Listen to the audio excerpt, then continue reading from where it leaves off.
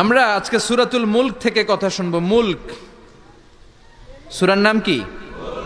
এই সূরার অনেক ফজিলত আছে। এই সূরা রাত্রিবেলা যারা তেলাওয়াত করবে তাদের কবরের আযাব হবে না। কবরের কথা শুনলে ভয় লাগে না? চলে যেতে হবে, কেউ থাকতে পারবো না, কিন্তু এই জিনিসটা আমাদের স্মরণেই আসে না। এত ব্যস্ততা, এত মায়া জাল, এত মায়ার জালে আমরা আটকে আছি। এত ব্যস্ত লাইফ, সকালবেলা অফিস, বিকেলবেলায় অমুক কাজ, তারপরে অমুক কাজ, একটার পর একটা কাজ চলতেই থাকে।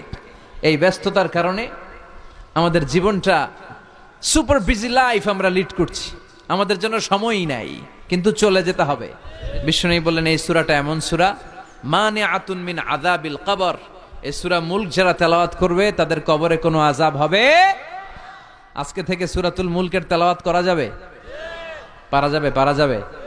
আসেন না নিজেদেরকে একটু পরিবর্তন করি, আসেন না নিজেদের আমলের ঝুলিতে আরো কিছু বাড়াই, নিজেদের আমলগুলোকে সুন্দর করি, নিজেদেরকে আর একটু পরিচ্ছন্ন করি।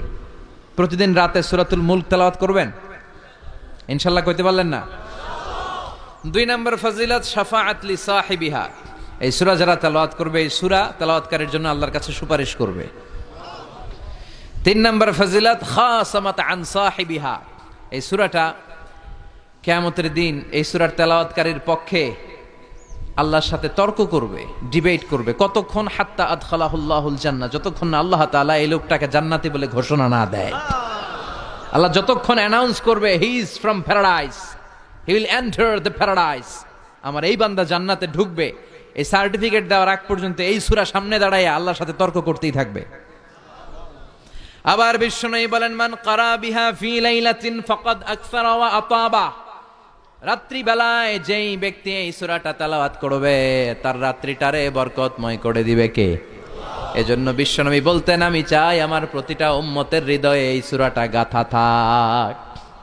আমার নবী চাইতেন আমাদের অন্তরে যেন এই সূরাটা মুখস্থ থাকে। আমরা চাই না?